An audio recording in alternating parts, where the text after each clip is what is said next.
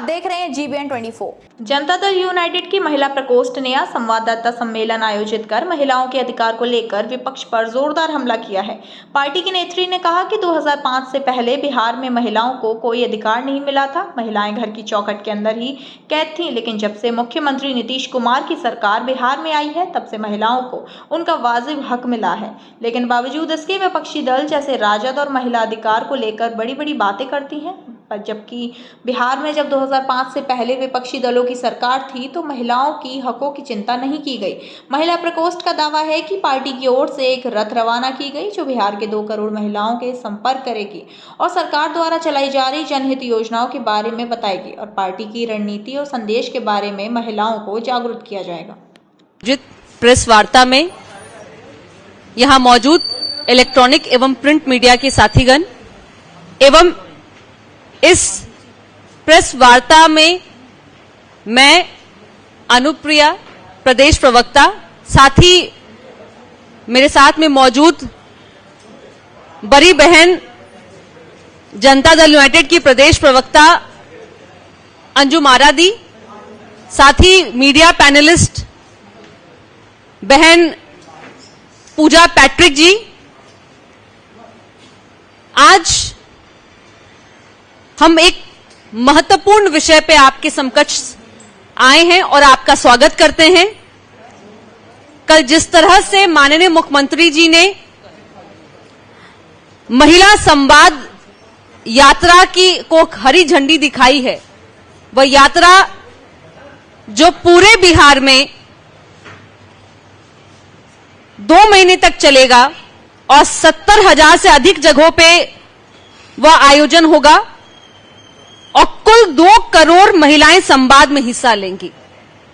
और हमारा महिला संवाद यात्रा से हमारी महत्वाकांक्षा यह है कि बिहार में जितनी योजनाएं जो चली हैं, विभिन्न योजनाओं, महिलाओं को मजबूती के लिए, महिलाओं के सशक्तिकरण के लिए, महिलाओं की आर्थिक, सामाजिक, राजनीतिक मजबूती के लिए, जिस तरह से माननीय मुख्यमंत्री जी के दृढ़ संकल्प से आज महिलाओं के दृश्य परिदृश्य जो बदली है उसका जायजा लेंगे और उस जायजे लेने के बाद आगामी समय, आने वाले समय में कैसे और किस तरह से उनकी मजबूती के लिए, आधी आबादी की मजबूती के लिए हम योजनाओं को निर्माण करेंगे। लेकिन जब बात महिला संवाद की हुई तो मैंने देखा कि आज नेता प्रतिपक्ष आदरणीय तेजस्वी यादव जी की पेट में दर्द होने लगा, छटपटाहट बढ़ गई, क्योंकि उनको पता है कि आधी आबादी जहां खड़ी होती है उसका अर्थ होता है कि माननीय मुख्यमंत्री जी के नेतृत्व को और मजबूती देना। लेकिन राजनीतिक महत्वाकांक्षा इस कदर उन पर हावी हो गई है कि कोई भी योजना उनके लिए उनकी राजनीतिक पतन का एक मार्ग समझ में आ रहा है, जिससे वो चिंतित महसूस हो रहे हैं और अनर्गल प्रलाप कर रहे हैं। मैं उनको बता दूं कि उनकी सोच की तरह हमारी पार्टी काम नहीं करती है। उनकी सोच अपनी राजनीतिक, पारिवारिक राजनीतिक पर सीमित है। हमारे लिए पूरा बिहार हमारा परिवार है। हरेक वह परिवार जो बिहार में रह रहा है वो हमारा परिवार है और सबकी विकास की चिंता माननीय मुख्यमंत्री जी को है। लेकिन तेजस्वी जी, जैसा कि मैं पहले भी उन्होंने घोषणा की, माई बहन योजना, माई और बहन कौन? माता राजमाता आदरणीय राबड़ी देवी जी और बहन, 2 बहनें आ गई हैं, मीसा भारती जी और रोहिणी आचार्य, कई कतार में हैं। यही योजना चलेगा, लेकिन हमारी योजना है सीधा संवाद, महिला से संवाद, उनकी सशक्तिकरण में किस तरह की विकास की गाथा लिखी गई है और कहां अभी हम पीछे हैं, इसका जायजा लेकर के उनकी मजबूती के लिए काम करेंगे। लेकिन उन परिवारवादी पार्टी को ये बात समझ में नहीं आएगा।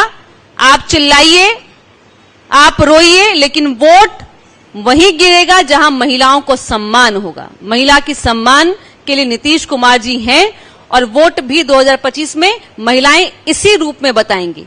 इसी बात को आगे रखने के लिए मैं पूजा जी से आग्रह करूंगी कि इस प्रेस वार्ता में और भी जो बातें हैं जो रखनी है, अब पूजा जी आगे बात करेंगी। बहुत बहुत धन्यवाद बहन अनुप्रिया जी। सभी मीडिया से आए हुए हमारे भाइयों को सबसे पहले आभार कि आप इस प्रेस वार्ता में यहां मौजूद हैं। महिला जिसको 50% आधी आबादी कहा जाता है, और आज जब हमारी महिला संवाद यात्रा हमारे माननीय मुख्यमंत्री जी ने झंडी दिखाकर उसको रवाना किया है, तो हमारी विपक्ष के पेट में बहुत तेज की मरोड़ उठ रही है। वो विपक्ष जिसने आज तक महिलाओं के उत्थान के लिए, उनके सशक्तिकरण के लिए कुछ भी नहीं किया, और आज वो भयभीत है कि कैसे ये महिला संवाद यात्रा ऐसा ना हो जाए कि माननीय मुख्यमंत्री जी के किए हुए कार्यों के लिए ये जो यात्रा निकाली गई है और हमारी बहन और बेटियों से वार्ता करेगी कि उन्हें कोई तकलीफ, कोई दिक्कत, कोई परेशानी तो नहीं, कहीं ये उनके कम महिला वोट का सबब ना बन जाए। तो विपक्ष के नेता तेजस्वी जी, पेट में मरोड़ आगे के लिए भी तैयार रहिए, क्योंकि ये पहली बार नहीं है कि हमारे मुख्यमंत्री श्री नीतीश कुमार जी ने अपनी बेटियों और अपने बहनों के लिए कोई ऐसी यात्रा निकाली हो।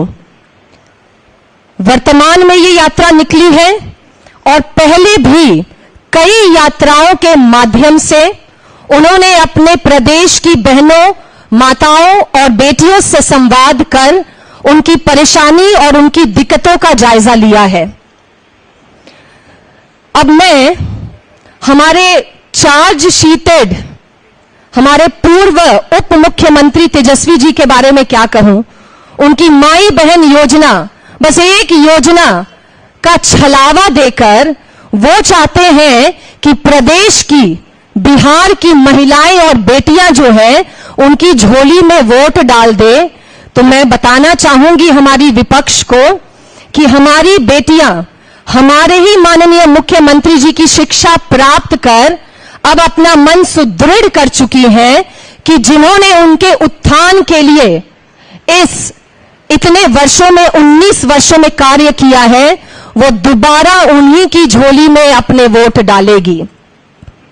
हम अगर अपने मुख्यमंत्री श्री नीतीश कुमार जी को देखें तो हम यहां 3 बहनें बैठी हैं। एक प्रवक्ता सिर्फ होने के नाते नहीं, इस प्रदेश की बेटी और बहन होने के नाते हम उन्हें एक पिता स्वरूप देखते हैं। एक बेटी का जन्म घर में होता है तो भाई मां बाप के कंधे झुक जाते हैं ये बोलकर कि वो बेटी जो है वो एक बोझ के रूप में जन्म ली है। लेकिन आज 2005 के बाद से हमारे पिता स्वरूप माननीय मुख्यमंत्री जी ने बेटियों के लिए जितना काम किया है, आज बेटियों को अभिशाप नहीं बल्कि आशीर्वाद माना जाता है। 2005 के पहले की ज्यादा चीजों को मैं गिनाना नहीं चाहूंगी, क्योंकि हमारे पास अपनी उपलब्धियां गिनाने के लिए इतना कुछ है कि अगर बोलने जाए तो यह प्रेस वार्ता 5 मिनट, 10 मिनट क्या 5 घंटे से पहले खत्म नहीं होगी। लेकिन मैं यहां जरूर कहना चाहूंगी कि राजद सुप्रीमो लालू प्रसाद यादव जी ने अभी से कुछ महीने पहले हमारे बिहार को, बिहार उनकी एक्स की पोस्ट में याद कर रही हूं, एक्स की पोस्ट में उन्होंने बिहार इज इक्वल टू बलात्कार शब्द का प्रयोग किया था। अरे भाई आप कैसे इंसान हैं?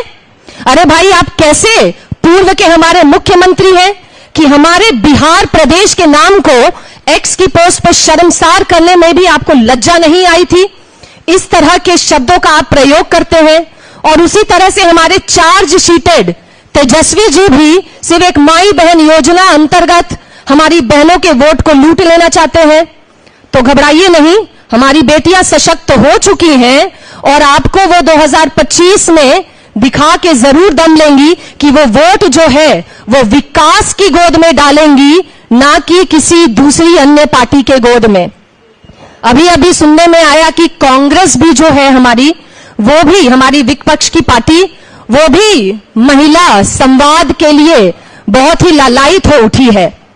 तो भाई चलिए ठीक है, कोई बात नहीं, देर आए दुरुस्त आए, और हमारे माननीय मुख्यमंत्री जी से प्रभावित होकर, उनके महिला सशक्तिकरण के कार्यों से प्रभावित होकर आप भी संवाद यात्रा निकाल लीजिए। लेकिन ध्यान रहे कि महिला वोटर हमारे विकास पुरुष माननीय मुख्यमंत्री जी के साथ है और साथ थी और भविष्य में भी साथ रहेगी। थोड़े अगर हम लोग आंकड़ों में थोड़ा चले जाएं अगर, तो जैसे मैंने कहा कि एक परिवार में बेटी का जन्म हो तो उसे बोझ मान लेते हैं, लेकिन मुख्यमंत्री जी के कार्यों की वजह से बेटियां अब बोझ नहीं आशीर्वाद हो गई हैं। तो बेटी के जन्म पर 1 वर्ष पूरा होने पर तथा आधार कार्ड पंजीयन कराने पर हमारी बेटियों को बहुत अच्छे से अनुदान राशि दी जाती है। जब बेटियां अपनी प्रारंभिक शिक्षा में स्कूल जाना शुरू करती हैं तो उन्हीं के लिए कन्या उत्थान योजना के तहत हमारे माननीय मुख्यमंत्री ने बालिका साइकिल योजना और छात्रवृत्ति योजना का लाभ हमारी प्रदेश की बेटियों को दिया है। जब वो इंटर पास करती हैं तो 25,000 की राशि उनको दी जाती है। जब वो स्नातक पास करती हैं तो उन्हें 50,000 का स्कॉलरशिप दिया जाता है। और मैं बता दूं कि हमारी बेटियों की शादी की जिम्मेदारी भी हमारे मुख्यमंत्री नीतीश कुमार जी ने अपने कंधे पर उठाई है। अभी के लिए बस इतना ही। ऐसी तमाम खबरों को जानने के लिए देखते रहिए GBN 24।